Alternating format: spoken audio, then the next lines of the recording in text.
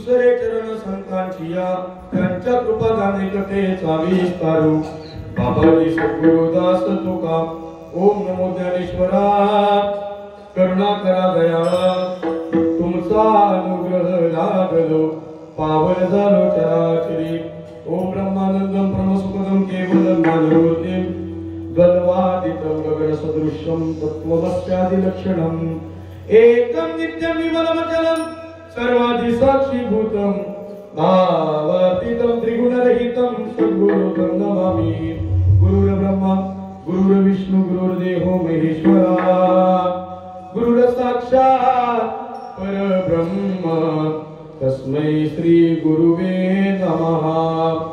हे मूर्ती गुरु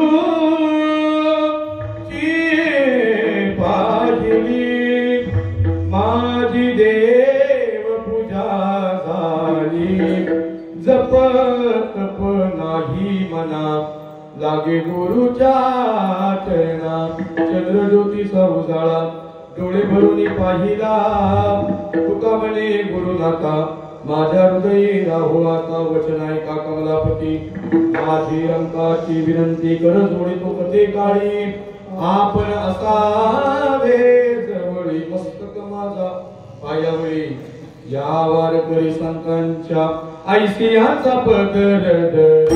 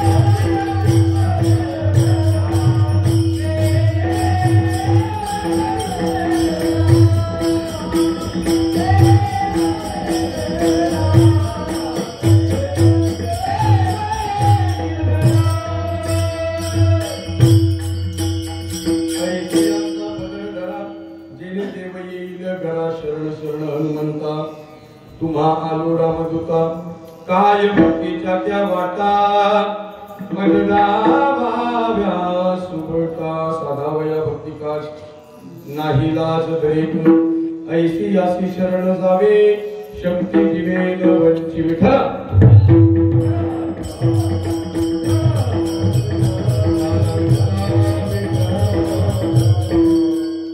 प्रस्तुत साधू संतांच्या पदस्पर्शाने आणि शिवछत्रपतींच्या पदस्पर्शाने पावनपुरीत झालेल्या माझ्या महाराष्ट्राच्या मातीला वंदन करून जमलेले आप्तेष्ट ग्रामस्थ गुरुवर्य माता भगिनी सर्वांच्या चरणावरती नतमस्तक होतो आणि कीर्तनरूपी सेवेला सुरुवात करतो। कीर्तनरूपी सेवेला सुरुवात करण्यापूर्वी वक्त्या संबंधाने काहीसा परिहार द्यायचा तो म्हणजे असा आज आपल्या पेढी गावामध्ये हा वर्षानुवर्ष चालत आलेला हळदी समारंभाचा कार्यक्रम आणि आजच्या या कार्यक्रमाची सेवा आमचे पडवेकर महाराज त्यांचे भाचे आमचे बाला महाराज प्रतीक महाराज साळवी यांच्या वतीने आज इथे सेवा करण्याचा योग आला। तुम्हा समस्त ग्रामस्थांच्या वतीने पडवेकर महाराजांच्या वतीने प्रतीक महाराजांच्या वतीने एका माझ्यासारख्या अल्पज्ञानी व्यक्तीच्या खात्यामध्ये ही सेवा करण्याचा योग आला माझं परम भाग्य समजतो। तसं गायक म्हणून मी इथे गेल्या वर्षी येऊन गेलो होतो तरी सर्वांच्या चरणावरती नतमस्तक होतो। आजच्या कीर्तनरूपी सेवेला सुंदर करण्यासाठी मला तर वाटतं आल्यापासून इकडे कुठल्या गोष्टीची कमी नाही, कलाकारांची कमी नाही। कसं आहे एक थोडकेच गाव आहेत आपल्या चिपळूण पट्ट्यात महाराज टाळकरी उभे राहतात।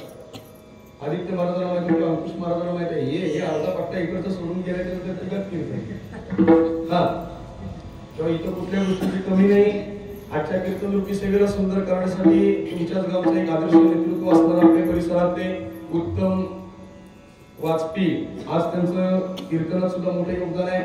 आमचे परम मित्र आदित्य दादा त्यांच्या देखील चरणावरती नतमस्तक होतो।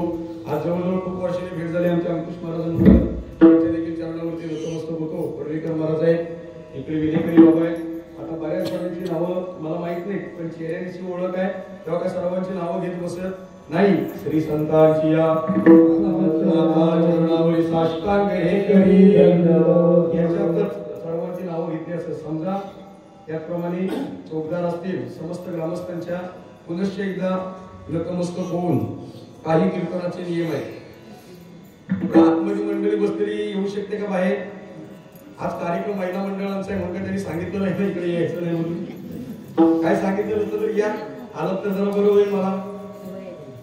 हा कीर्तन चालू असताना मध्येच कुणी उठू नका।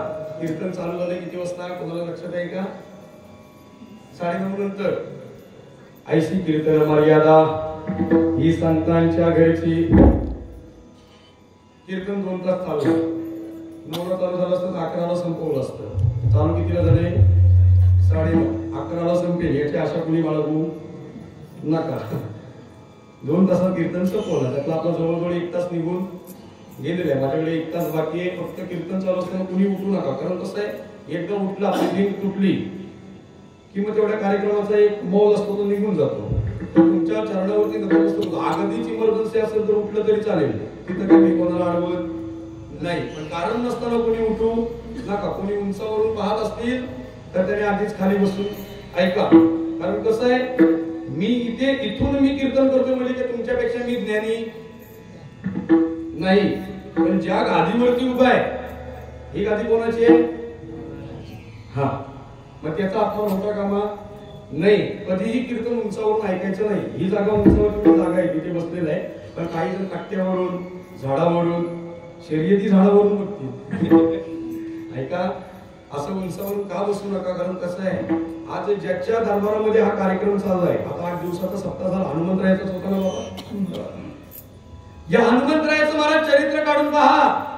या हनुमंतरायाने एक चुकी केली होती. त्या चुकीचं प्रायश्चित्त हनुमंतरायाला सुद्धा भोगावं लागलं.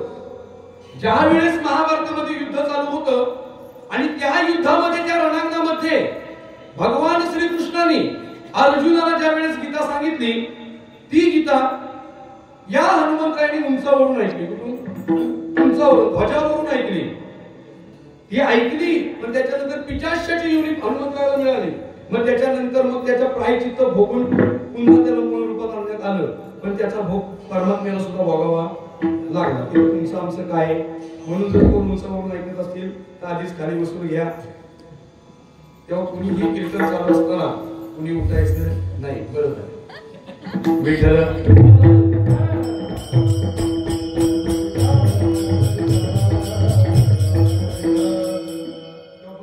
सूचनांचं पालन करा एवढीच आशा बाळगतो आणि कीर्तन रूपी सेवेला सुरुवात करतो. विठ्ठल.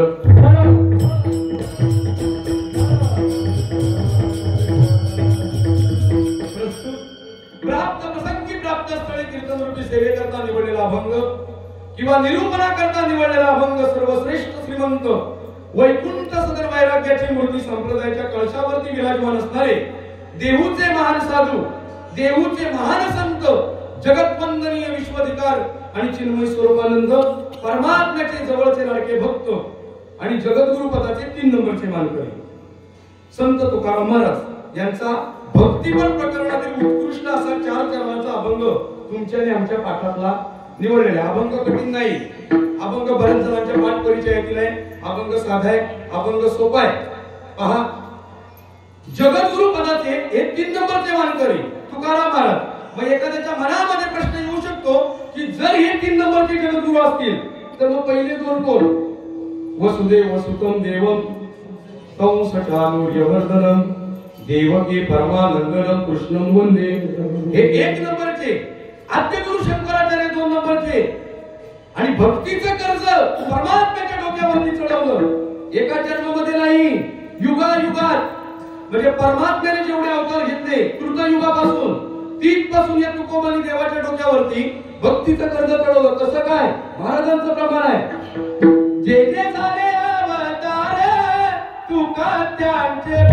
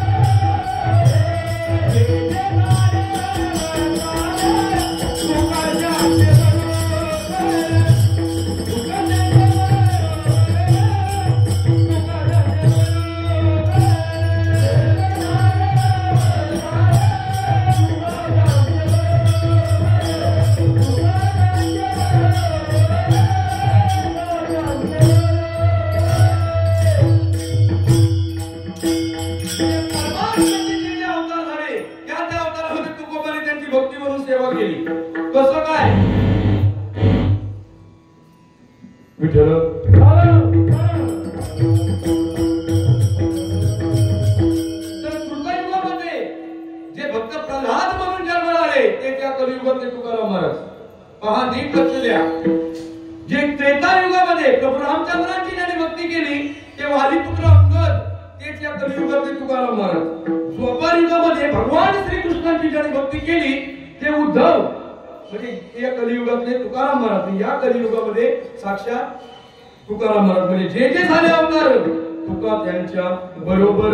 मग ह्या भक्तीचं कर्ज परमात्म्याच्या डोक्यावरती चढवलं, पण परमात्मा ते कर्ज फेडू शकला नाही. अहो, एके ठिकाणी वर्णन आहे, ज्यावेळी परमात्म्याच्या दरबारामध्ये तुकोबा जायचे त्यावेळी परमात्म्याची मान खाली असायची.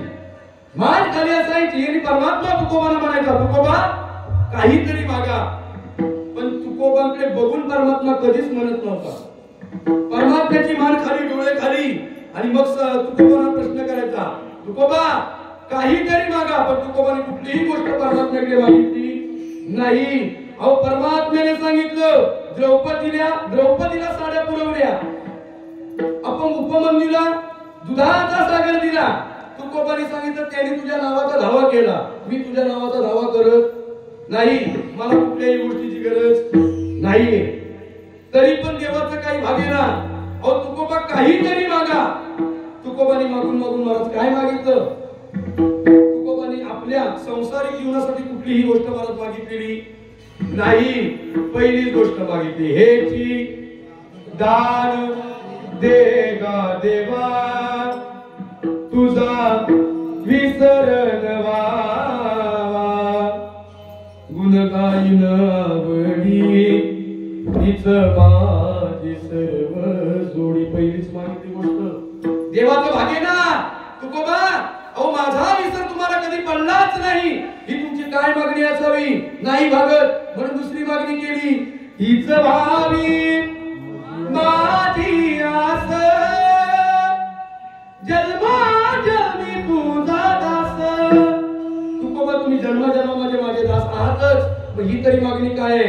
परत शेवटी तुकोबाने सांगितलं, देवा तुझ्याकडे जर काय मागायचं झालं तर तुझ्याकडे संसारिक जीवनासाठी आमच्याकडे मागायला आमच्या वडिलांची ती रीत नाही. म्हणून जर कुठली गोष्ट जर तुझ्याकडे मागायची झाली तर एकच गोष्ट मागू. कोणती? उचित.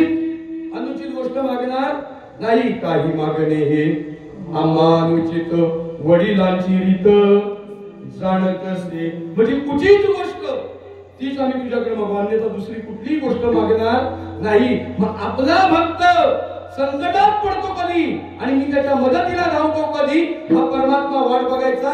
आणि याच परमात्म्याने विटेवरून उतरून साक्षात तुकाराम महाराजांना जगद्गुरु या पदाचा 3 नंबरचा मान दिला आहे. फक्त भक्तीचं महाराज कर्ज आहे आणि केलेली भक्ती आहे. विठ्ठल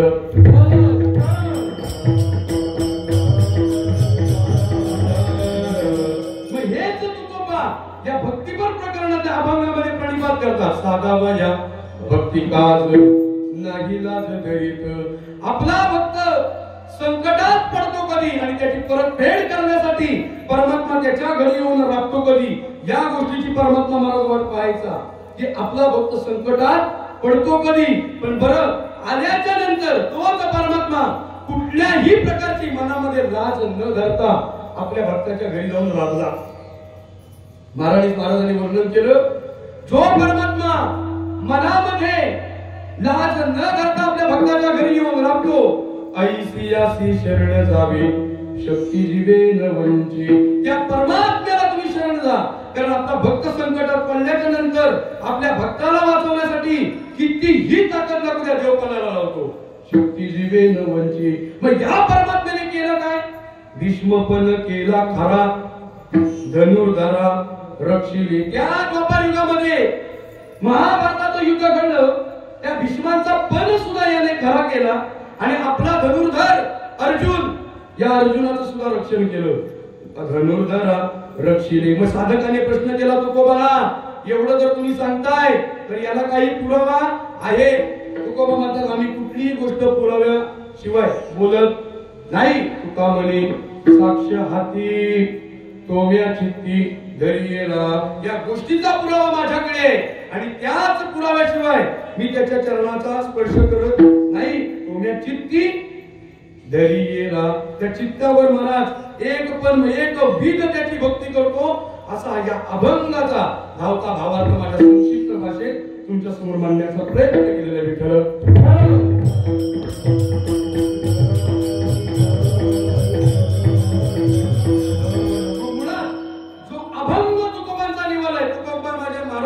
म्हणजे साधेसुधे नाहीत तर सर्वसामान्य नाहीत. 16 वर्षात आठवून पहा आणि तुकोबांचं चरित्र मला आठवून पहा. या तुकोबांबद्दल थोडक्यात माहिती सांगायची झाली तर तुकोबांसारखा त्यावेळेस श्रीमंत कोण नव्हता. पण महाराज एक दिवस असा घडला संपूर्ण देहू गावावरती दुष्काळ पडला. महाराज देहू गावावर माणसाला खाऊ लागली. माणसांचा माणूस रक्त पिऊ लागला. परिस्थिती महाराज खराब झाली. पण त्याच तुकोबांनी संपूर्ण जनतेला देहूगावच्या ओरडून सांगितलं रे जोपर्यंत हा तुका आहे तोपर्यंत गावातला एकही माणूस भुकेला राहणार नाही. पण लोक सुद्धा महाराज फार हुशार. बैलगाड्या होत्या. बैलगाड्या त्यावेळेस सगळ्या गाड्या लावल्या घराजवळ तुकोबांच्या आणि होतं तेवढं धान्य भरलं आणि तुकोबांच्या घरातून सर्व घेऊन गेलं. 18 विश्व दारिद्र्य तुकोबांच्या घरामध्ये महाराज झालं. 18 विश्व. पण ज्या वेळेस तुकोबांवर परिस्थिती आली गावातला एकही माणूस उभा राहिला नाही. तुकोबा सुद्धा म्हणू लागले अरे काय या लोकांचा स्वभाव असावा जनाचा लालची स्वभाव. अरे काय म्हटलं या लोकांचा स्वभाव असावा. अरे यांना गरज पडली तेव्हा यांच्या मदतीला मी उभा राहिलो. पण आज माझ्यावरती गरज पडली आता एकही माणूस उभा राहत नाही. त्याचं वर्णन तुकोबाने केलं. कोपला पाटील गावचे लोक आता मज भीक कोण घाली. दुष्काळातीला द्रव्य गेल मान. स्त्रियेक अंगण करता मेली. पहिली बायको अंगण करून मेली. पण तुकोबांच्या मदतीला कोण धावलं नाही. अहो जेवणाचं राहू द्या. कोपला पाटील गावचे हे लोक आता माझं भिका कोणा घाली. पाण्याचा ग्लास सुद्धा कुणी दिला नाही. म्हणून दुसरी केली महाराज. ती गेल्याच्या नंतर जोपर्यंत तिला माहित नव्हतं तोपर्यंत जेव्हा लग्न होऊन आली ना तुकोबांच्या घराकडे पाहून म्हणते फुटका जमेना त्याला 2 दार घाली गेले झार पंढरीसी माझ्या माय बापे बरे नाही केले. पदरी बांधले भिकाऱ्याच्या. काय वर्णन केलं दुसऱ्या बायकोने. अरे हा करतो काय फक्त उठतो आणि पंढरीच्या वाऱ्या करतो. याला जमतंय का मला दुसरं. या भिकाऱ्या बरोबर माझ्या आई वडिलांनी लग्न लावून चांगलं केलं नाही. कधीपर्यंत जोपर्यंत तुकोबा हे कोण हे तिला माहित नव्हतं तोपर्यंत. महाराज तुकोबांनी सांगितलं आम्ही भक्ती केली. अहो नसू दे आमच्याकडे पैसा. अहो होता तेवढा मला जनतेला दान करून टाकला. 65 लाखाची जायगिरी कर्ज होती तेवढी जनतेला दान करून टाकली. नंतर म्हणू लागले नसू दे आमच्याकडे पैसा पण आमच्याकडे भजन आहे. काय भजन आहे कीर्तन आहे देवाची भक्ती आहे. आणि त्या गोष्टीचं फळ म्हणून परमात्मा स्वतःला याचा पुरावा सुद्धा तुकोबाने दिला. पिवळा पितांबर कैसा गगनी जळकला गरुडावर बैसोनी माझा कैवारी आला तेही विकले माझे मागोली. म्हणजे महाराज आज तुम्ही आम्ही गेलो तर या कुडीची दफन क्रिया इथेच होईल का कुडी सहित आम्ही जाणार नाही. पण तुकोबा आहे कुडी सहित झाला. गुप्त तुका काय अधिकार महाराज तुकोबांचा. आणि या तुकोबांचा सेवेकरता निवडलेला अभंग भक्तीपर प्रकरण दिले. पण महाराज ही भक्ती सांगत असताना तुकोबाने सांगितलं ती भक्ती भक्तांनी केली. पण त्या भक्तांच्या घरी येऊन परमात्मा येऊन राबला. महाराज आज जर आमच्याकडे पैसा झाला ना तर मंदिराच्या साईडला झाडू मारायला सुद्धा आम्हाला लाज वाटते. का पैसा झाला म्हणून. पण महाराज हा परमात्मा अहो कोणाच्या सत्तेने हे चाललंय. चाले हे शरीर कोण बोलावितो हरिविन किंवा जेने हा जीव दिला दान, परमात्म्याने मला जन्माला घातलं, आम्ही जगायचं किती वर्ष, जीवनामध्ये करायचं काय याचं वर्णन महाराज पांडुरंग परमात्म्याने आम्हाला जन्माला घालायचं आधीच केलं. जेने हा जीव दिला त्यानं, चाले हे शरीर कोणाची या सत्ते कोण बोलावे तो हरी बिन. मग तो परमात्मा आपल्या भक्ताच्या घरी जाऊन राबला न लाजता याचा पुरावा महाराजांनी अभंगामध्ये दिला. महाराज म्हणतात की या परमात्म्याला आपल्या भक्ताच्या घरी जाऊन काम करायला लाज वाटत नाही, चित्ती नाही असं त्याचा पांडुरंग असे भक्ताची घरी कामे न सांगता करी. म्हणजे भक्ताच्या घरात जाऊन देव काम न सांगता करतो. कुठल्या संतांनी बोलवलं का बाबा तू ये आणि येऊन काम कर, नाही. परमात्म्याची ताकद आहे. आपल्या भक्ताने केलेली भक्ती त्याची परतफेड करायची कशी, कारण जे संत म्हणून जन्माला आले ते दुसऱ्यासाठी जगले, आम्ही आमच्यासाठी जगतो. लक्षात घ्या, आम्ही आमच्यासाठी जगून काय करणार, फार तर फार आम्ही स्वतः मोठे होऊ, पण जे दुसऱ्यासाठी जगले आज ते अजरामर झाले. संत कोणासाठी जगले महाराज, दुसऱ्यासाठी जगले, आज अजरामर झाले. जाऊन सुद्धा त्यांचा आज आमच्या नाव आहे. पण महाराज संतांनी जग जिंकलं, आम्ही कुटुंब सुद्धा जिंकू शकत नाही, कुटुंब सुद्धा आम्ही जिंकू शकत नाही. जोपर्यंत आम्ही घरी आणून देतो तोपर्यंत आमची किंमत आणून देणं बंद झालं की महाराज काही परिस्थिती आहे ही प्रत्येकाने प्रत्येकाची समजा. पहा, जोपर्यंत आमचे हातपाय चालतायत तोपर्यंत आम्ही जर कामावरून आलो ना तर आमच्या भीतीने घरात सगळा शांतता. पण महाराज एकदा आम्ही चालायचे बंद झालो, अरे जी पत्नी आपल्या पतीशिवाय राहू शकत नाही, जी मुलं बाळ आपल्या बापाशिवाय राहू शकत नाही, ती सुद्धा मला शेवटला म्हणतात काय, बाईल बने कर म्हणतात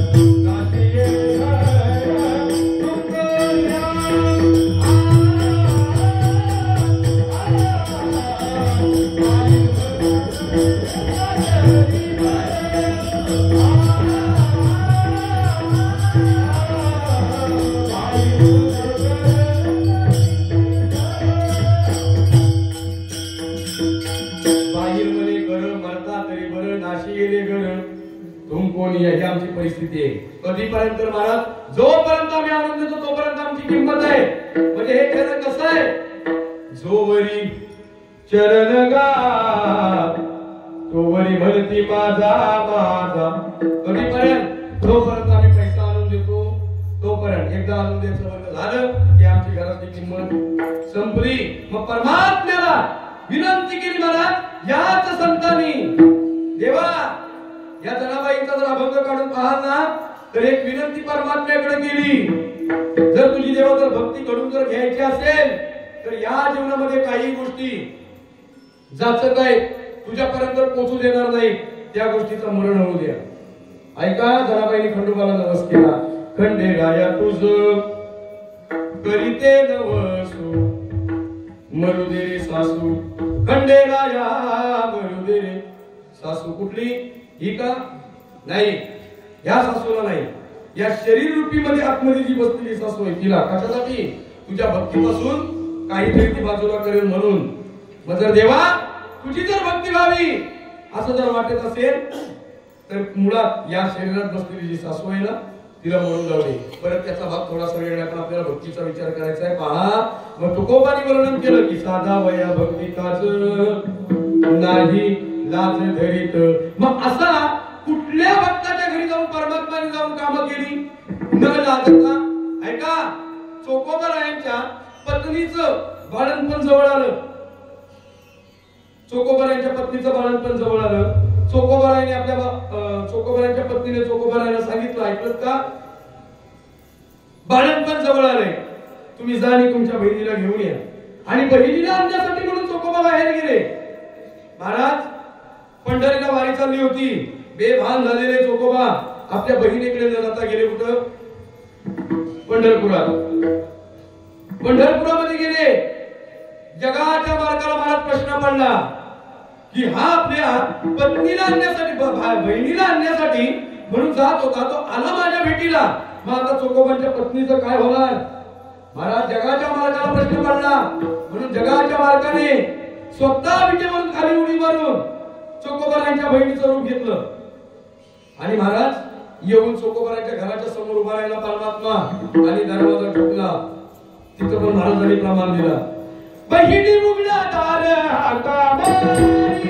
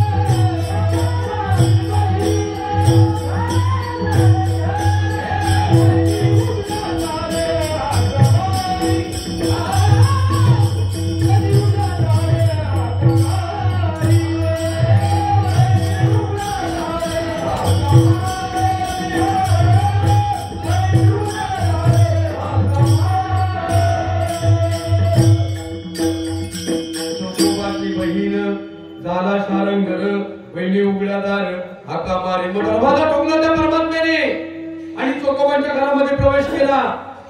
बाळंतपण बाईची कामं काय असतात तिकडे जास्त माहिती.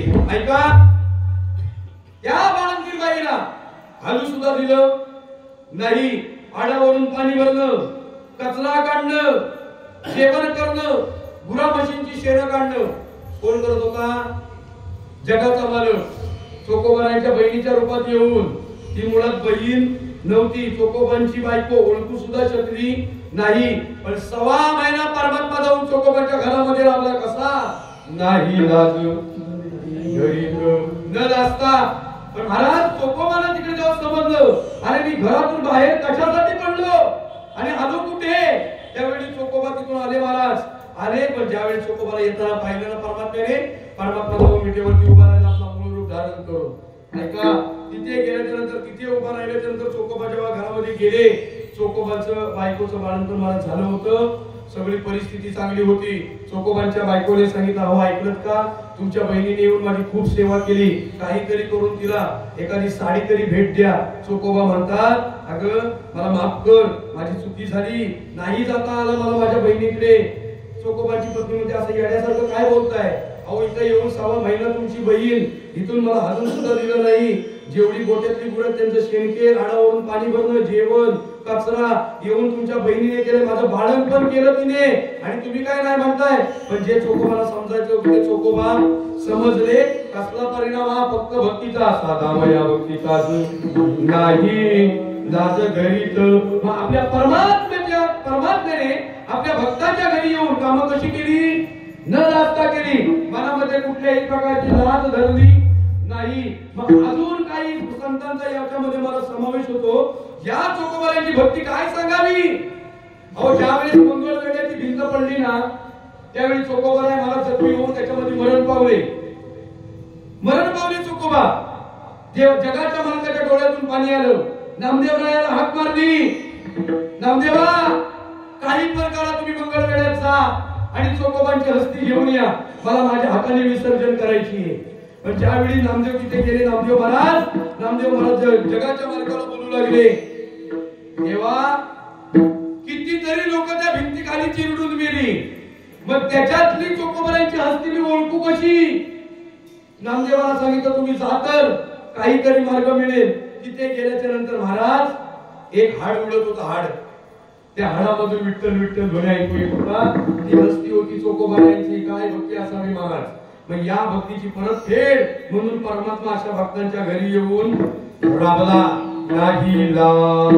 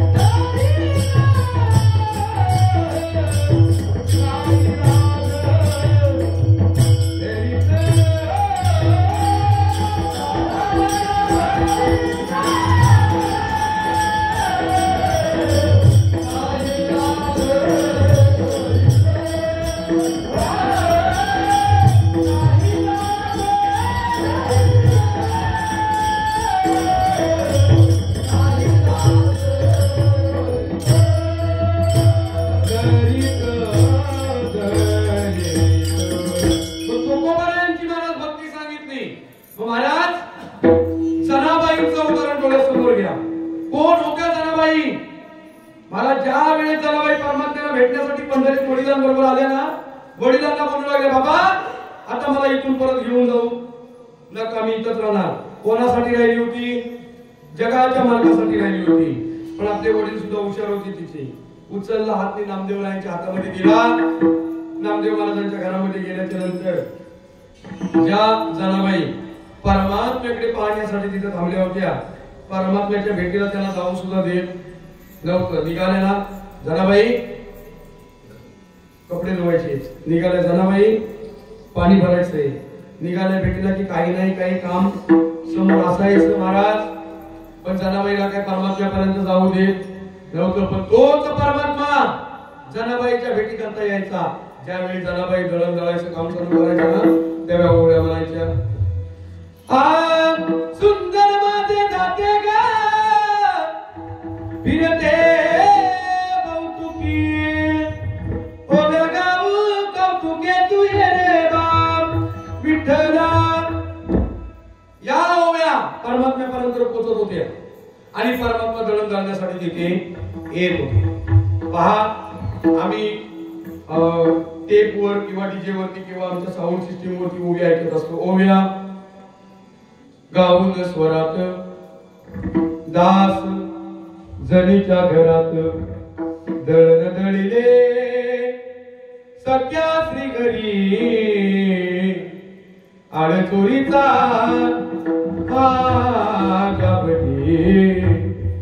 असा कार्य विठ्ठला तू माझ्या मुळावर गावकरी पुजारी मज देते सुळावर. कुठ गेली तुझी जादूगिरी आडचोरीचा माझ्यावरी.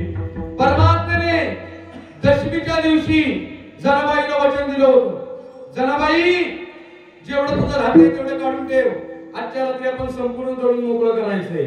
जनाबाईने दळण महाराज काढलं, धान्य काढलं, परमात्म्याची वाट पाहिली, परमात्मा काही आला नाही म्हणून कोपऱ्यामध्ये हातून टाकलं नाही. जनाबाई झोपल्या, महाराज जनाबाई झोपल्या, अंगावरती गोधडी घेऊन झोपल्या. आणि परमात्म्याचं न येण्याचं कारण असं होतं, दुसऱ्या दिवशी एकादशी, परमात्म्याला आता भेटण्यासाठी सगळे भक्त जर येणार म्हणून रात्रभर सजावट चालू होती. देवावरती अलंकार चढवला, सजावट झाली, देव वाट पाहतोय, हे जातात कधी, मी जनाबाईकडे जातो कधी. फक्त भक्तीचा परिणाम सांगतोय तुम्हाला, ऐका महाराज. त्याच भक्तीसाठी गेल्याच्या नंतर त्या भक्तीचे परोपकार फेडण्यासाठी परमात्मा तिथपर्यंत जायचं होतं. तर हे काही पुजारी गावकरी घरी जात नव्हते. पण मध्यरात्र झाल्याच्या नंतर महाराज ते गेले. परमात्म्याने संधी साधली, विटेवरून उडी मारली आणि जनाबाईच्या घरामध्ये गेल्याच्या नंतर ज्या अलंकाराचं ओझं होतं ते ओझं काढलं आणि कोपऱ्यात ठेवलं. आणि परमात्मा बघितलं तर जनाबाई झोपल्या, पण जनाबाईला उठवलं नाही. आणि पूर्ण धान्य दळायचं काम परमात्म्याने एकट्याने चालू केलं. संपूर्ण धान्य दळून झालं. त्यावेळी महाराज पहाट चालू झाली होती, सगळे भक्त परमात्म्याला भेटण्यासाठी येऊ लागले होते. परमात्मा म्हणतो, अरे वाजले खूप, लोक माझ्या भेटीला यायला लागली, मला जायला हवं. म्हणून देवाने अलंकार तिथंच ठेवले. जनाबाईच्या अंगावरची गोधडी उचलली, गुंडळले अंगाला आणि महाराज देव गेले आणि विटेवरती जाऊन उभे राहिले. तिथे गेल्याच्या नंतर प्रकार असा घडला, गावकरी पुजारी सगळे महाराज समोर. आणि समोर गेल्याच्या नंतर पुजारी म्हणतात, अरे रात्री अलंकार करत असताना परमात्म्याच्या अंगावरती कोणी गोधडी टाकली नव्हती, मग ही गोधडी आली कुठून? म्हणून हळूच एका पुजाऱ्याने गोधडी बाजूला करून पाहिली. देवाचे अलंकार नव्हते, देवाच्या अंगावरती अलंकार नव्हते महाराज. पण संपूर्ण गावकरी जमले होते. त्याच्यामध्ये एक जनाबाईची मैत्रीण होती. ती बोलली, ही गोधडी जणीची. इतकासा पुरावा बस, आम संपूर्ण गाव उठला, सगळे पुजारी उठले आणि जनाबाईच्या घरामध्ये गेले. जनाबाईच्या घरामध्ये गेल्यानंतर प्रकार असा घडला, जनाबाई झोपलेल्या पण कोपऱ्यामध्ये दागिने दिसले. आणि जनाबाईला महाराज कुठल्याही प्रकारची तरतूद त्या गोष्टीची न करता उचललं आणि सुळावर आणून ठेवलं. महाराज परमात्मा तिकडून हसत होता आणि परत परमात्मा म्हणतो, हसत हसत द्या द्या, तिला सुळावरती द्या. रागारागाने जनाबाई पाहत होते महाराज. जनाबाई रागाने पाहताय, आणि परमात्मा तिकडून हसतोय, द्या हिला सोडावरती, पण देण्याच्या अगोदर तिची शेवटची इच्छा काय आहे ती विचारली महाराज. शेवटची इच्छा जनाबाई तुझी काय आहे? जनाबाईंनी सांगितले मला काही नको, फक्त एकदा त्याला भेटायचे. कोणाला भेटायचे? कोणाला? परमात्म्याला. कोणाला भेटायचंय? परमात्म्याला भेटायचं. पण एकटीला पाठवायची कशी? पळाली तर? म्हणून संपूर्ण गाव, संपूर्ण महाराज पुजारी, संपूर्ण लोक घेऊन सर्व जनाबाईला तिथे गेले. महाद्वार मध्ये परमात्मा तिकडं आणि जनाबाई इकडे, तरी परमात्मा त्यांच्याकडे बघून हसतोय. आणि इकडनं परमात्म्याने तिकडनं प्रश्न केला, जनाबाई काय? जनाबाई इकडनं म्हणतात, बिट्या हे मूळ मायेच्या कारट्या तुझी काय टिंब टिंब टिंब टिंब झाली. समजून जा, संपूर्ण सांप्रदायिक वातावरण आहे, मला सांगायची गरज नाही. तुझे गेले बडे तुला पाहुनी काळरडे उभी राहुनी अंगणी शिव्या देत असे दासजनी. परमात्मा तिकडनं म्हणतोय, जनाबाई आता एवढ्या शिव्या देण्याचं कारण काय? जनाबाईंनी सांगितलं, देवा तुझा न्यायच उलटा आहे. अरे जो मनापासून भक्ती करतो त्याला कधी तू यश प्राप्त करून देत नाही. परमात्मा म्हणतो, अगं असं मी काय केलंय? महाराज म्हणतात, जनाबाई महाराज होता एक देवाच्या भांडण प्रकरणात अभंग आहे. पुण्यवंत पाताळ लोकी नेला, पुण्यवंत पाताळ लोकी नेला,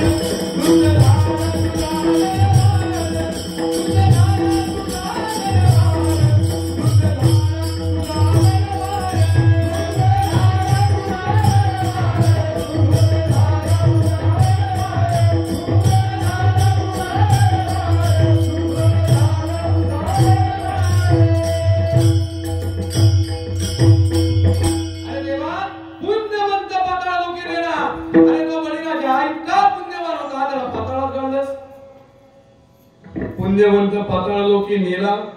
अरे दरिद्री होता तो सुदामा ब्राह्मण, दरिद्री तो भाग्यवंत केला, त्याला भाग्यवंत केलं.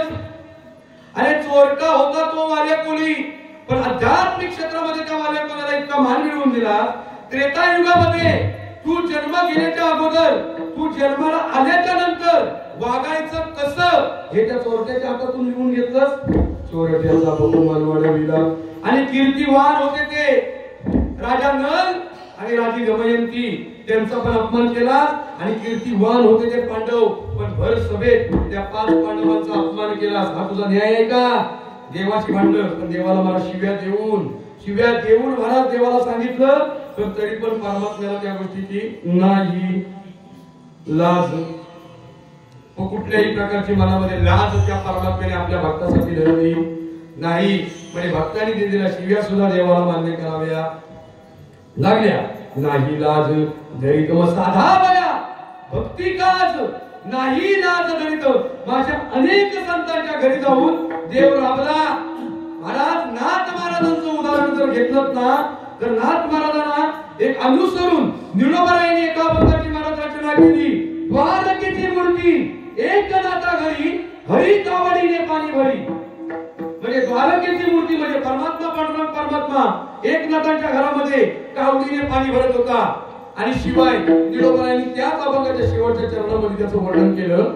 निळमने देव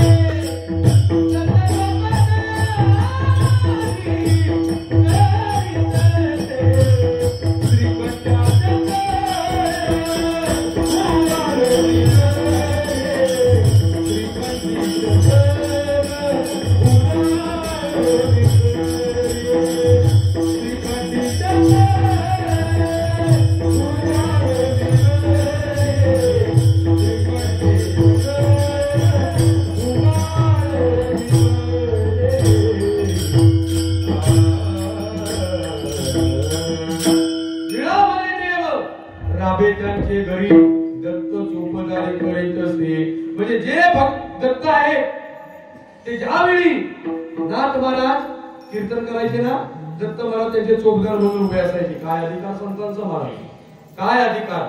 अशा भक्तांच्या घरी येऊन देव राबला. पण जर त्या देवावरती जर सत्ता जर कोणाला राबवायची असेल ना, तर आजचा कार्यक्रम कशाचा आहे? हळदी कुंकवाचा. हळदी कुंकू कोण करतं? महिला करतात, माता भगिनी करतात. याच माता भगिनींमध्ये मला ताकद आहे त्या देवाला सुद्धा आपल्या मुठीत ठेवण्याची. कशी काय सांगतो विठ्ठल.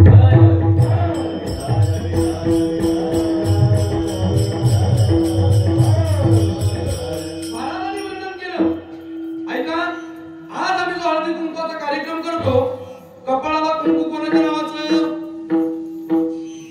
शेजारीच्या. बोलत चला. नाही, कार्यक्रम तुमचाच आहे ना. कपाळाला कुंकू कोणाच्या नावाचं? शेजारणीच्या का? जोपर्यंत तुमचा आवाज येत नाही तोपर्यंत विषय पुढे जाणार नाही. कपाळाला कुंकू कोणाच्या नावाचं? हा, कोणाच्या? झोपलात का तुम्ही? नाही ना. ऐका, कपाळाला कुंकू नवऱ्याच्या नावाचं.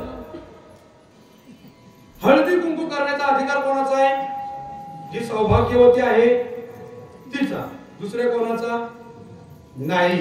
पण महाराज हळदी कुंकू करावं, सौभाग्यवतीने करावं.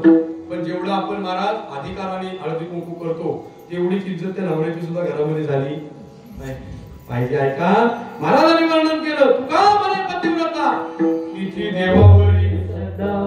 म्हणजे जी पतिव्रता आहे तिची देवावरती सत्ता आहे. महाराज माझ्या सहज वाचनामधून कुठल्या म्हणजे अध्यात्मामध्ये कुठली कथा नाही, पण 1-2 मिनिटाची कथा आहे. सहज वाचत असताना ती पुस्तकातून गेली म्हणून सांगतो. ऐका, 2 शेजारणी असतात. मी पतिव्रता कोणती सांगतो. ऐका, 2 शेजारणी असतात. पण त्यातली एक असते ना, ती थोडीशी वेगळ्या स्वभावाची असते. वेगळे म्हणजे नवऱ्याला किंमत कमी असते, नाही म्हणता येणार नाही, पण कमी. पण एक असते ना, ती मात्र नवऱ्याला अगदी हवी तेवढी इज्जत. ऐका, तो बिचारा शेतकरी होता. कोण? ज्याला ती इज्जत जास्त देत होती, जी पतिव्रता होती, तो साधा शेतकरी माणूस. आणि जी जास्त इज्जत देत नव्हती ती चांगल्या घरातली, बंगल्यात राहणारी. आता ऐका, हा हिचा नवरा कामावरून आला ना, बंगलेवालीचा हात मारले तरी ती हात देत नव्हते. अगं मी कामावरून आलोय, पाणी हाताने घेतलं तर बरं होईल म्हणजे पाणी सुद्धा देत नव्हती. पण ती शेतकरी होती ना, नवरा येताना दिसला की पहिला तांब्याचा पाण्याचा तांब्या पुढे. ऐका, एक दिवशी नवरा दमून आला आणि ही घरामध्ये काम करत होती, मुसळ काढायचं. पूर्वी मुसळ होती, आता सुद्धा आहे, पण आम्ही त्याचा वापर करत नाही. मुसळ काढायचं काम चालू होतं महाराज. आणि नवरा फार दमून आला आणि दमलेल्या अवस्थेतच त्यांनी डोक्यावरती नांगर, हातामध्ये बैल, आणि नांगर ठेवणार, बैलांचे कासरे हातातून सोडणार आणि हात दिलं. ऐकलंस का ग काशी? इथं कोण आहे का? असू दे, मी आपलं जे वाचलं ते मी सांगतोय. ऐका, काशी पाणी घेऊन ये. एवढंच महाराज ऐकल्याच्या नंतर जी मुसळ काढत होती, ते मुसळ आपण काढतो कसं? वर खाली. जे वरती गेलेलं मुसळ होतं, नवऱ्याचा आवाज ऐकतात ते वरच्यावर मुसळ सोडलं आणि धावत गेली, पाणी घेतलं आणि बाहेर गेली. जे मुसळ वरती फेकलं महाराज ते वरतीच राहिलं, खाली आलं. ताकद कोणाची? पतिव्रतेची. कोणाची ताकद आहे? पतिव्रतेची. हा प्रकार त्या बंगलेवालीने खिडकीतून पाहिला. लक्षात घ्या, तिने खिडकीतून वाकून वाकून पाहिलं. मुसळ कुठं लोचिंगम सारखं वरती नाही चिकटलंय. पण महाराज ऐका, पतिव्रतेची ताकद होती ती. पतिव्रता नुसतं मला हळदी कुंकू लावली म्हणजे पतिव्रता? एवढी मला किंमत सुद्धा दिली पाहिजे. ऐका, त्या तो प्रकार त्या बंगलेवालीने पाहिला. तिने सुद्धा नवऱ्याला सांगितलं, ऐकलं का उद्या तुमची सुट्टी आहे ना? हो, मग आपण कुठे फिरायला जायचं नाही. नवरा म्हणतो बरं झालं, त्याच्या प्रत्येक संडे चला फिरायला. कसं काय? तो मनातल्या मनात बोलू लागला. बरं, त्याचं तिच्या समोर पण काही चालत नव्हतं. ऐका, प्रकार असा घडला, तिने सांगितलं उद्या तुम्ही आपल्या वावरात जायचं. वावरच म्हणतात ना इकडे शेत, आपल्या शेतात जायचं आणि तिकडे काय असेल ती कामं करायची आणि तुम्ही घरात आल्याच्या नंतर अंगणात तुम्हाला हाक मारायची. ठीक आहे, आणि पाणी घेऊन ये असं पण म्हणायचं. आता ऐका महाराज, ठरल्याप्रमाणे त्याला सुद्धा या गोष्टीचा आनंद झाला. आता ही पहिल्यांदाच पाणी देऊन देणार होती. महाराज तो गेला शेतामध्ये काम केलं, आला आणि अंगण्यातून हाक मारला. बरं तो येतोय का ती वाकून वाकून सारखी बघत होती. तो येताना दिसला, त्या मुसळ घेताना काढायला चालू केला. आणि महाराज त्याने हाक मार, त्याने खिडकीतून पाहिलं की ही काहीतरी करते, पण नवऱ्याने पाहावं म्हणून थोडी दमाईची सुद्धा हिने ऍक्शन केली होती नाही का. आणि मुसळ काढता काढता नवऱ्याने हाक मारली. हाक मारल्याच्या नंतर तिने मुसळ असा वरती फेकला. आता ती पतिव्रता नव्हती महाराज. फेकलेला मुसळ तो बाहेरून ओरडतोय, अगं ऐक पाणी घेऊन ये. ही आतनं एक पण नाही आणि दोन पण नाही. फेकलेला मुसळ वरतूनच महाराज खाली आला. इथंच मला थोबाड फुटलं. ही पतिव्रता नव्हती तरी तो बाहेरून ओरडतो, अगं ये पाणी घेऊन ये. या पाणी मागतेला ऐका सहज वाचनामधून गेली म्हणून सांगतोय मी. पतिव्रतेची ताकद सांगतोय. म्हणजे जी नवऱ्याला किंमत कमी ती पतिव्रता नाही, ती पतिव्रता नाही. ऐका महाराज, तो कसाही असो पण आपल्या याचा आधार आहे, बरोबर का नाही. या गोष्टीचा आधार कोण आहे? तो गळ्यातली गाथण कोणाच्या नावाची? पहा, विचार करून पहा. आज एक स्त्री ज्यावेळी महाराज आपल्या आई वडिलांचं घर सोडून येते ना, किती गोष्टींचा त्याग करते. तिचे आई वडील तिचे राहत नाही, तिचे आई वडील तिचे राहत नाही. भाऊ जरी झाला तरी पहिल्यासारखं नातं भावाशी राहत नाही. म्हणजे आई वडिलांचा त्याग, भावाचा सुद्धा त्याग, असलेले नसलेले जेवढे सोयरे आहेत त्यांचा सुद्धा त्याग. म्हणजे इतक्या सगळ्या गोष्टी सोडून एकासाठी ती येते आणि एकासाठी याचा आधार म्हणून ती बनते. म्हणून त्याने सुद्धा तेवढीच तिची सुद्धा किंमत केली पाहिजे. पहा, प्रमाण दिलं तुकामध्ये पतिव्रता तिची देवावरी श्रद्धा. ती पतिव्रता होती, फेकलेला मुसळ वरतीच राहिला. ही पतिव्रता नव्हती म्हणून फेकलेला मुसळ आला आणि तिच्या डोक्यामध्ये पडला. का ही पतिव्रता नव्हती ना, ही पतिव्रता मला नव्हती. पहा, तुम्हाला सांगतो, ज्या दत्त जयंतीच्या कार्यक्रमामध्ये आम्ही दत्त जयंती साजरी करतो ना, दत्तांची आई कोण? अनुसया. महाराज, ही अनुसया एक नंबरची पतिव्रता होती. या नारद मुनींनी वरती जाऊन तिघांच्या बायकांना भडकवलं. कोणाच्या? ब्रह्मा, विष्णू, महेश. बोलत चला, एकदम सोपे प्रश्न आहे. या तिघांच्या बायकांना भडकवलं. अरे तुम्ही कसल्या पतिव्रता? अरे खाली जाऊन बघा भूलोकामध्ये अनुसया नावाची पतिव्रता आहे. तिथे तुम्ही बरोबरी करू शकत नाही. राग आला मला त्या तिघींना पण राग आला. त्यानंतर तिने नवऱ्याला आदेश दिला, काही करा पण तिची जाऊन पतिव्रता भ्रष्ट करा. पतिव्रतेची ताकद सांग. हे तीन कोण होते? ब्रह्मा, विष्णू, महेश. अहो, सृष्टी निर्माण करणारे हे तीन महत्वाचे देव. आणि याच ठिकाणी ब्राह्मणाचं रूप धारण केलं, एका साधूचं रूप धारण केलं आणि महाराज अनुसया मातेकडे गेले. अनुसया माता म्हणजे अत्री ऋषी मुनींची पत्नी. ऐका, अत्री ऋषी मुनी बाहेर गेले होते, पण जाताना सांगितलं होतं, ऐक, तुझ्यावर जर संकट आलं तर हे कमंडलू ठेव. या कमंडलू मध्ये पाणी आहे. जर संकट आलं ना तर या कमंडलू मधलं पाण्याचा वापर कर. महाराज, तसंच झालं. अत्री ऋषी मुनीने ते साधन दिलं, कमंडलू दिलं आणि अत्री ऋषी मुनी निघून गेले. आणि या अनुसया माता एकट्या घरी राहिल्या. या ठिकाणी साधूचं रूप धारण केलं आणि तिथं आले. तिथे आल्याच्या नंतर त्यांनी हाक मारली, भिक्षाम देई माय. आणि भिक्षा घेऊन ती माता बाहेर आली. बाहेर आल्याच्या नंतर परत त्या तिघांनी रूप घेतलं होतं एका साधूचं. त्यांनी सांगितलं, आम्हाला अशी भिक्षा नको. मग कशी हवे? तर निवस्त्र भिक्षा पाहिजे. कशी? निवस्त्र. निवस्त्र म्हणजे अंगावरती कपडा नको. तिने सांगितलं, जरा थांबा. ती परत आतमध्ये गेली आणि परत विचार केला. एका परपुरुषाच्या समोर निवस्त्र राहा म्हणजे पतिव्रता भ्रष्ट झाली. महाराज, मग तिने विचार केला, आपल्या नवऱ्याने दिलेले जे साधन आहे त्याचा वापर करावा. कमंडलू घेतलं, त्यातलं पाणी घेतलं आणि त्या तिघांवरती शिंपडल्यावरती एक एक दिवसाचे बाळ झाले. कोण? ब्रह्मा, विष्णू आणि महेश. एक एक दिवसाचे बाळ झाले. आणि महाराज, जे बाळणपणाचं महाराज जे काही गोष्टी असतात त्या अनुसया मातेला प्राप्त झाल्या. आणि महाराज, दुधाची निर्मिती चालू झाली आणि त्या एक एक दिवसाच्या 3 बाळांना जवळ येऊन तिने स्तनपान केलं. म्हणजे 2 गोष्टी महाराज तिच्या पूर्ण झाल्या. एक जी निवस्त्र भिक्षा द्यायची होती ते सुद्धा पूर्ण झालं आणि स्वतःची पतिव्रता सुद्धा राखून ठेवली. पण त्या 3 देवांना सुद्धा तिने एक एक दिवसाचं भाड करून ठेवलं. कोणाला? देवाना. म्हणजे ही ताकद कोणाच्यात आहे? पतिव्रतेच्या. तुका म्हणे पतिव्रता तिची देवावरी श्रद्धा. आणि अजून पतिव्रता महाराज कशाची म्हणता येईल? अहो ज्यावेळी लक्ष्मणाला बाण लागला, वैद्याने सांगितलं संजीवनी घेऊन यायला द्रोणागिरी पर्वतावरून. जर सूर्य उगवायच्या आतमध्ये हनुमंतराय जर तुम्ही आला नाही तर लक्ष्मण वाचणार नाही. हनुमंतराय आणण्यासाठी गेले, तिथं मग युद्ध झालं. मग परत तो द्रोणागिरी उचलला. आता परत त्या संजीवनी म्हणजे काय तो सुद्धा परत महाराज एक इतिहास फार वेगळा आहे. कारण त्रेतायुगामध्ये त्याच ज्यावेळी प्रभू रामचंद्र शबरी मातेकडे गेले, त्या शबरी मातेचा अवतार पाहून लक्ष्मणाला कसं तरीच वाटलं, कसं तरीच. कारण लक्ष्मण थोडासा गरम डोक्याचा होता. का? शेषाचा अवतार गरम डोक्याचा होता. शबरीने स्वतः पहिल्यांदा बोरं खाऊन पाहिली. ती जर गोड असतील तरच ती परमात्म्याला दिली. भक्तीचा महिमा आहे. थोर कशाचा भुकेलाय? थोर प्रेमाचा भुकेला हाच हे दुष्काळ. महाराज शबरी पहिल्यांदा ती बोरं खाऊन पाहत होती आणि मग प्रभू रामचंद्राला देत होती. दुसरं बोर खायची, लक्ष्मणाला द्यायची. प्रभू रामचंद्र आवडीने बोरं खात होते, पण लक्ष्मण खाण्याचे ऍक्शन करत होता, पण मागे टाकत होता. ऍक्शन करत होता, मागे टाकत होता. आणि त्याच्यातूनच महाराज संजीवनी तयार झाली.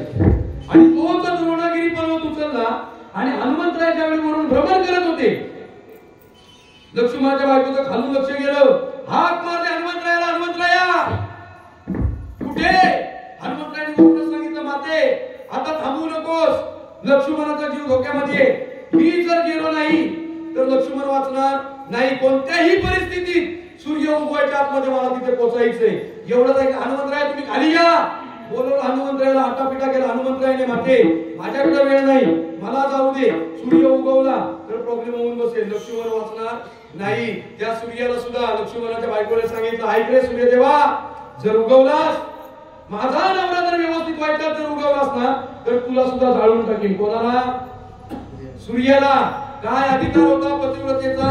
तुका म्हणे पतिव्रता तिची देवावरी श्रद्धा. ही पतिव्रतेची ताकद आहे.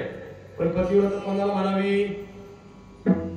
जी नवऱ्याची महाराज एक रूपाने राहते, ती नवऱ्याला जर किंमत आपल्या आयुष्यामध्ये नसेल तर तिला पतिव्रता म्हणता येत नाही. पण नवरा सुद्धा तसा असावा. 7:45च्या गाडीने आला तर महाराज तिथं काही इलाज नाही. लक्षात येते का? 7:45 मध्ये आता लक्ष देवा, इथं सगळं कीर्तन आहे. हा विठ्ठल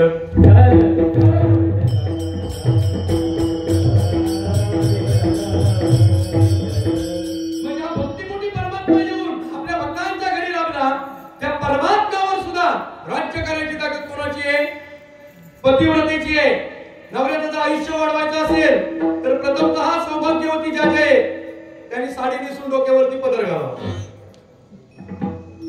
आता घालू नका. कसं असतं महाराज, एखादी जर महाराज जर आपल्याकडे अजून ती परंपरा आहे, काही बाहेर जाती आहे की नाही मला माहित नाही, पण आपल्याकडे जर एखादी जर स्त्री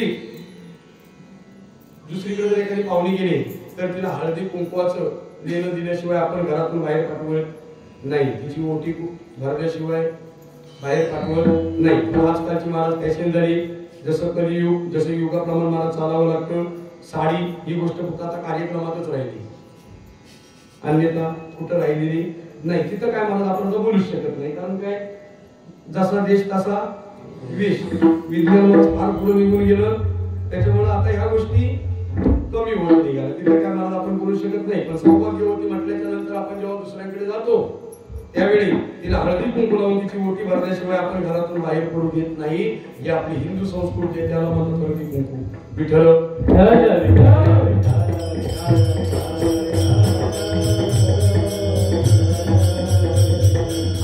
अनेक भक्तांच्या घरी येऊन परमात्मा राबला.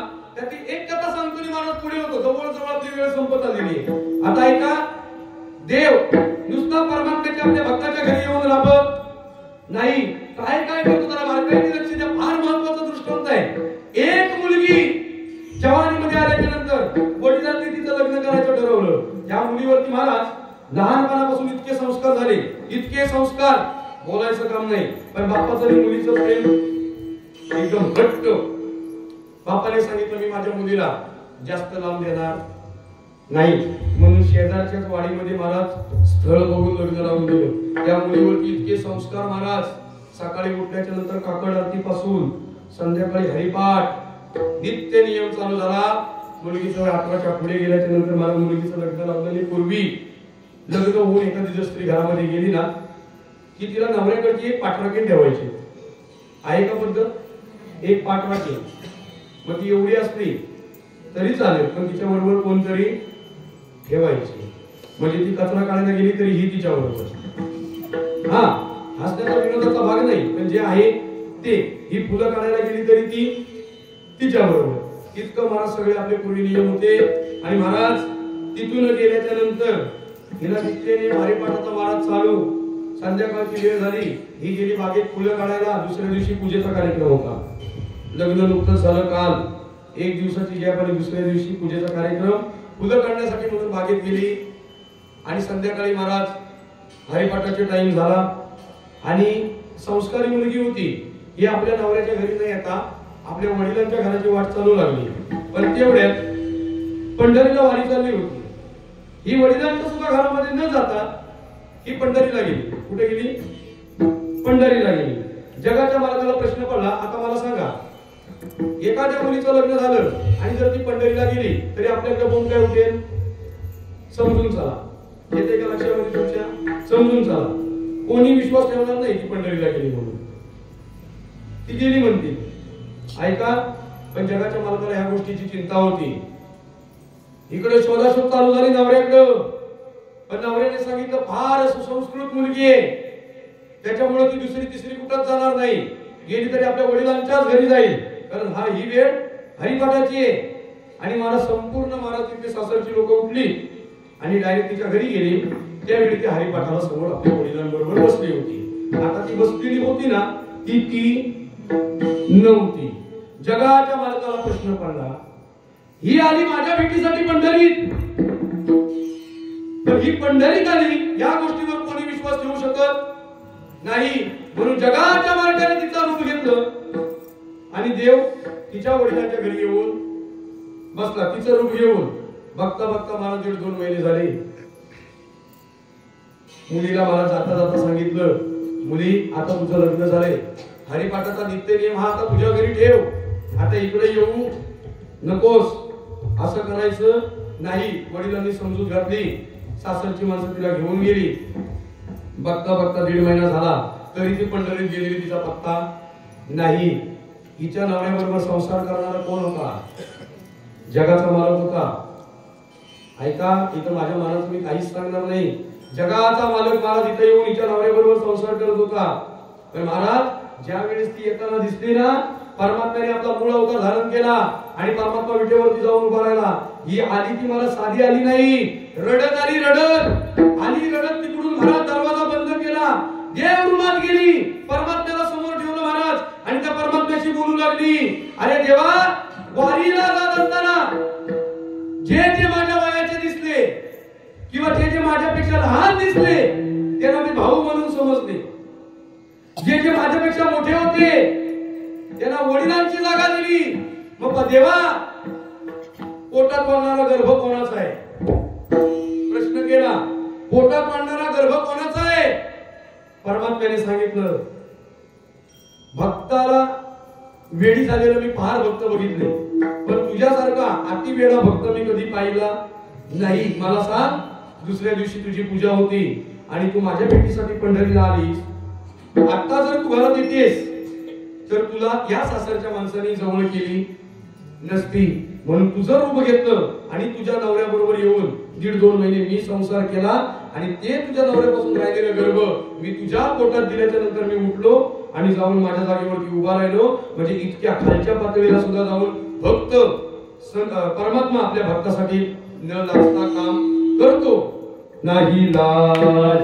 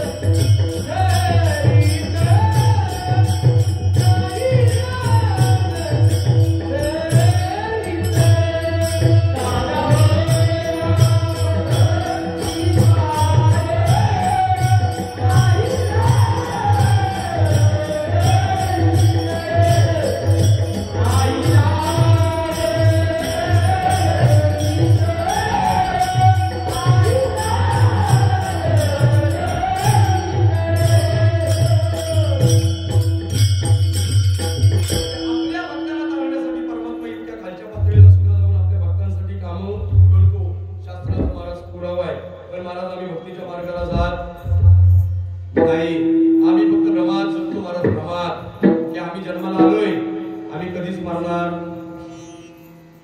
नाही, नाही मरणार. अहो जे बसले आणि इकडे जेवढं दिसतंय माझ्या सकट, एक ना एक दिवस जाणार ना महाराज. इथं आलेला कोणालाही परमानंट परमात्मा करत नाही. 5-6 जण सोडली तर ते पण अवतारी होते म्हणून. नाही तर देवाधिकांची सुटका सुद्धा याच्यातून सुटका झाली नाही. महाराज तुमचं आमचं काय घेऊन बसतात. महाराजांनी वर्णन करता करता केलं की साधावया भक्ती काज नाही लाज घरी घरी. आपण कसं केलं साधावया भक्ती काज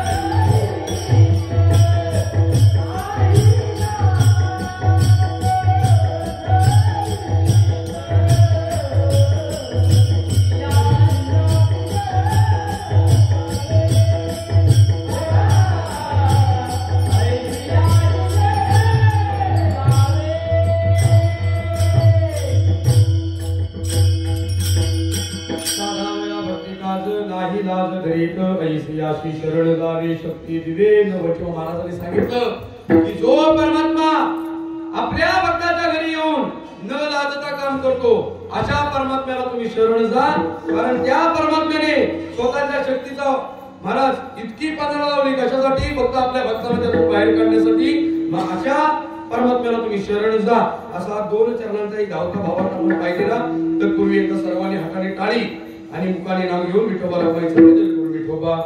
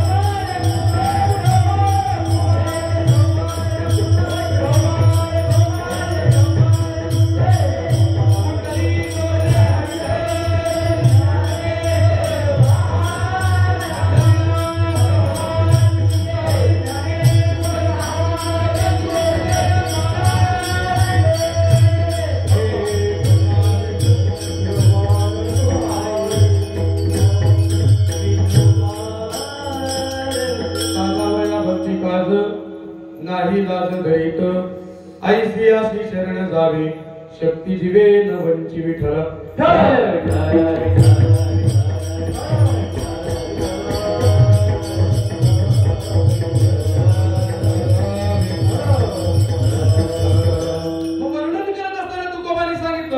साधकाने प्रश्न केला, ठीक आहे तुम्ही म्हणताय की हा परमात्मा आपल्या भक्ताच्या घरी येऊन काम करायला लाजत नाही, मग अशा परमात्म्याला तुम्ही शरण जा, कारण या परमात्म्याने स्वतःची ताकद पणाला लावली पण आपल्याला भक्ताला दुःखातून माणूस बाहेर काढलं.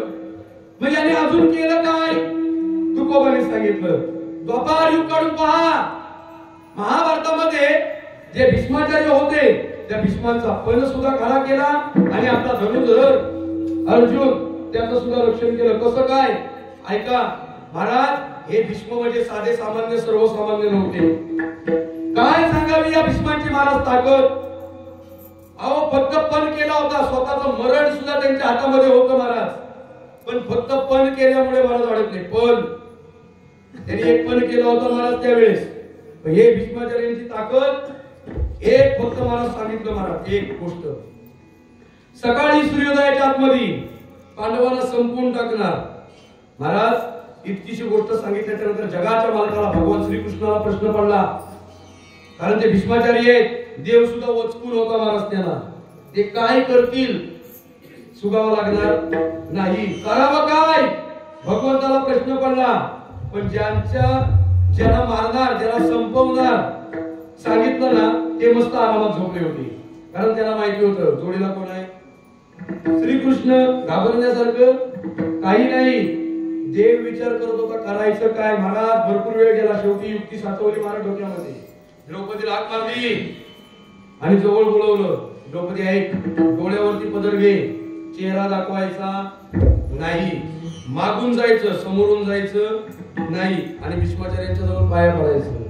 महाराज द्रौपदीने सांगितल्याप्रमाणे गेली, पाया पडली आणि द्रौपदी आहे का कोण आहे हे न बघता भीष्माचार्यांनी आशीर्वाद दिला, अखंड सौभाग्यवती भव. एवढा ऐकल्याच्या नंतर डोळ्यावरचा पदर काढला. द्रौपदीला बघितल्याच्या नंतर भीष्माचार्य सुद्धा पांढरी पडली, कारण पण काय होता, सूर्योदय होण्याच्या अगोदर या पांडवांना संपून टाके आणि इकडे आशीर्वाद काय दिला, अखंड सौभाग्यवती भव. द्रौपदी पोचली. याचा अर्थ तुम्ही माझ्या पतीला मारू शकणार नाही. पण महाराज इकडे पण सुद्धा मोडत होता. या बाजूला पण काय होता की सूर्योदयाच्या आतमध्ये पांडवांना मारून टाकेन आणि इकडं द्रौपदीला आशीर्वाद दिला, अखंड सौभाग्यवती भव. पण देवाला माहित होतं हे दोन्ही सुद्धा माझेच भक्त आहेत, त्या भीष्मांचा सुद्धा मला पण खरा करायचा आहे आणि जो धनुर्धर अर्जुन आहे त्याचं सुद्धा मला रक्षण करायचं. मग केलं काय, भीष्माने एक पण केला होता. ज्यावेळेस भीष्माचार्यांची ताकद पहा. भीष्माचार्यांचे वडील राजा शंतनू आणि राजा शंतनू ज्यावेळेस महाराज नदीवरती आंघोळीला गेले होते ना, तेव्हा एक सुंदर रूपवान स्त्री नदीवरती मुलगी महाराज ती आंघोळी करत होती. तिला पाहिलं, मोहित झालेली, लग्नाची मागणी केली. तिचं नाव गंगा. तिला विचारलं तू माझ्याशी लग्न करशील का? तिने सांगितलं करेन, पण एक अट आहे, मी जीवनामध्ये काय करते कसं वागते मला विचारायचं नाही. मूल झालं की ती उचलायची त्या मुलाला आणि नदीवर नेऊन डपकून मारून टाकायची. काय बोलतोय, मारून टाकायची. एक मूल गेलं, दोन मूल गेलं, असे अनेक मुलं गेल्याच्या नंतर मात्र त्या राजाला शंतनू राजाला राहावं नाही, कारण होणाऱ्या प्रत्येक मुलाला जर ही मारत असेल तर त्याचं कारण विचारायला पाहिजे. तो सुद्धा स्वर्गीयवरून तो शाप होता, तिकडे आपल्याला जायचं नाही. ऐका, पण महाराज ज्या दिवशी विचारलं हे तू असं का करतेस, आयुष्यातून गंगा परत निघून गेली, तू परत आली नाही, पण जाताना मूल घेऊन गेली, जाताना मूल घेऊन गेली. जेव्हा गरज पडेल तेव्हा हे मूल नक्की येईल हे मला सांगून गेली. पण महाराज अनेक वर्ष निघून गेली. राजा शंतनू 80 वर्षाचे झाले. राजा शंतनू 80 वर्षाचे झाले महाराज. आणि 80व्या वर्षी जेव्हा ते शिकारीसाठी बाहेर पडले तेव्हा एका नदीकडे परत लक्ष गेलं. त्या नदीवरून एका बोटीतून एक मुलगी इकडची माणसं घ्यायची आणि तिकडे सोडायची हे काम करत होती. ते तिचे वडील काम करायचे, पण वडील नसल्यावर ही काम करायची. मोहित झाले परत तिच्यावरती आणि लग्नाची मागणी केली. आता हिचं वय 18 आणि यांचं वय 80. समीकरण जुळत नाही. तिने सांगितलं मी काहीच करू शकत नाही, सगळा अधिकार माझ्या वडिलांकडे. वडिलांचं नाव विचारलं, तिथपर्यंत हे विषय राजा शंतनू पोहोचले. तिथं गेल्याच्या नंतर वडिलांना विचारलं, मला तुमच्या मुलीशी लग्न करायचंय. म्हटलं राजा, आपलं वय बघा आणि तुम्ही एखाद्या गोष्टीचा हट्ट करा. तुमचं वय किती आहे? 80 आणि मुलगी माझी 18 वर्षाची. समीकरण जुळत नाही. राजा शंतनू घरी आले आणि भीष्माचार्यांना आपली कथा सांगितली. भीष्माचार्य महाराज गेले. तिथपर्यंत गेल्याच्या नंतर भीष्माचार्यांचं त्यावेळी वय होतं किती? 20. किती? 20. तिथे गेल्याच्या नंतर हाक मारली, अरे काय कमी आहे माझ्या वडिलांच्यात? का देत नाही तुम्ही तुमची मुलगी? वडील बाहेर आले आणि सांगितलं, तू माग माझी मुलगी, मी तुला देईन, पण तुझ्या वडिलांना देणार नाही. कारण काय? वय. ठीक आहे. आणि ते वयाची अट, ही गोष्ट ज्यावेळी भीष्माचार्यांच्या लक्षामध्ये आली त्यावेळी भीष्माचार्यांनी सांगितलं, वडिलांची इच्छा आहे ना, मी पूर्ण करणार. आजकाल ही इच्छा पूर्ण होऊ शकत आपल्याकडे होईल का? 80 वर्षाच्या कोणाला लग्न करण्याची इच्छा नाही झाली तर त्याची मुलं बाळ त्याला सोडतील नाही. पण त्यावेळी भीष्माचार्यांनी, महाराज काय ताकद असावी? अहो, स्वतःच 20 वर्षाचं वय आपल्या बापाला दिलं आणि बापाचा 80 वर्षाचा वृद्ध काळ आपल्याला घेतला. ताकद आहे भीष्माचार्यांची. आणि त्यावेळेस पण केला. परत सांगितलं, मोठा मुलगा तू आहेस, गादीवरती तू बसलास तर? त्यांनी सांगितलं, मी आयुष्यभर ब्रह्मचारी राहील. परत नंतर सांगितलं, माझ्या मुलीला जर मारून टाकलंस तर? परत पण केला, स्त्रीवर हत्यार उचलणार नाही. हा पण होता. कोणता पण? भीष्मपण केला का? हा पण होता. स्त्रीवर हत्यार उचलणार नाही. तिचं नाव सत्यवती. महाराज ज्या वेळेस हा पण इकडचा मुलगा अखंड सौभाग्यवतीचा आशीर्वाद दिला गेला त्यावेळी कन्फर्म झालं की आता पांडवाला काही होऊ शकत नाही. पण इकडे आशीर्वाद दिला होता, इकडे पण झालं होतं ना, स्त्रीवर हत्यार उचलणार नाही. पण तरी पण परमात्म्याने अर्जुनाच्या समोर उभी केली श्रीखंडीला युद्धात.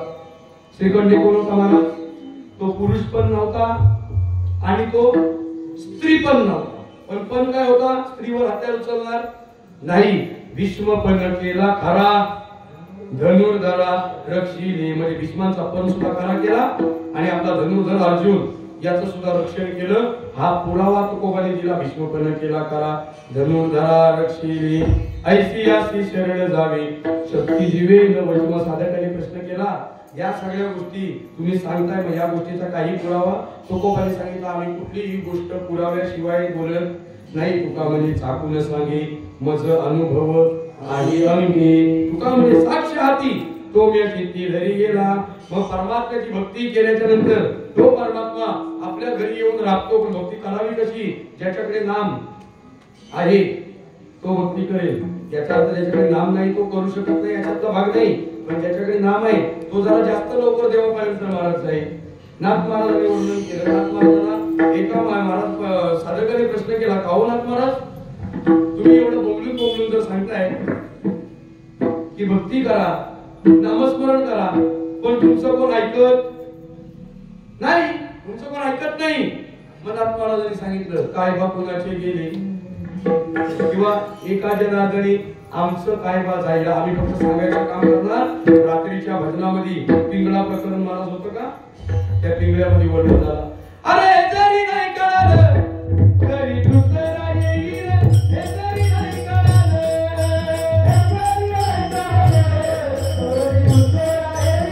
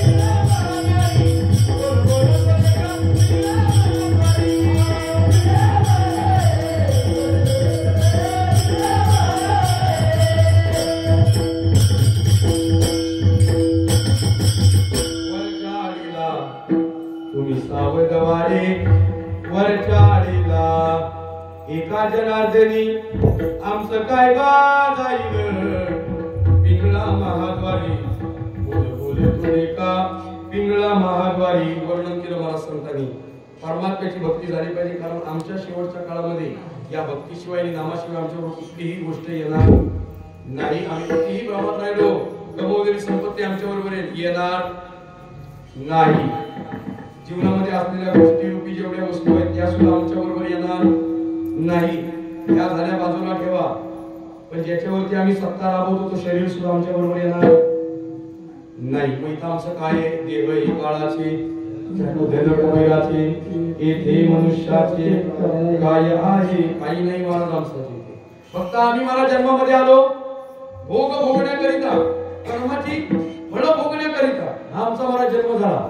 अन्यथा याला मला दुसरं कारण नाही. याला दुसरं कारण नाहीये कारण संतांनी सुद्धा महाराज वर्णन करताना जागे आम्हाला जागवलं म्हणजे याचा अर्थ आम्ही झोपलोय असं नाहीये. आमचे डोळे उघडे पण डोळे उघडे असून बंद असल्यासारखे आम्हाला कळतंय की या संसारात आनंद नाही. संसार दुःख मूळ चहूकडे इंगड किंवा संसार दुःख बांधवडी सुखाचा विचार नाही पोटे हे आम्हाला कळतंय तरी सुद्धा आम्ही त्याच्याकडे दुर्लक्ष करतोय. आमचं कसं झालंय माहितीये का हे खरी नसतं. आता उन्हाच्या कडाक्यामध्ये दूरवर गवतावर किंवा डांबरीकरणाच्या रोडवर पहा पाण्याच्या लहरी दिसतात. ते आम्हाला लांबून वाटतं की ते पाणी आहे पण ते पाणी नसतं. मग एका हरणाला मला ताण लागलेलं असतं त्याला ते दिसतं पण तो हरिण जसं जसं जवळ जातं ना तसं तसं ते पाणी नाहीसं होतं कारण ते पाणीच नसतं. मृगजळ म्हणजे डोळ्याने दिसतंय पण ते वास्तविक तिथे नाहीये. तहान लागलेलं हरिण धावत धावत जातं त्याला पुढे दिसतं अक्षरशः ते हरिण तहानेने व्याकुळ होऊन मरतं तरी सुद्धा त्याला पाणी मिळत नाही.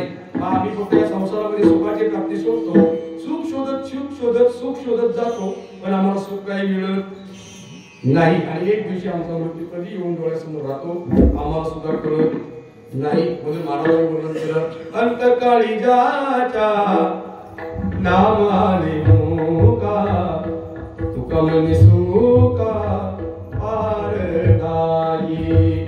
अंतकाळी जाच्या नामाने मोका म्हणजे अंतकाळामध्ये आमच्या जर मुखामध्ये जर परमात्म्याचं नाम आलं तर त्याच्यासारखा भाग्यवान कोण नाही. हीच गोष्ट मला आम्हाला जपायची पण आम्ही संसारिक गोष्टींचा भोग घेत राहिलो. आमचं या नामाकडे या भक्तीकडे दुर्लक्ष राहिलं.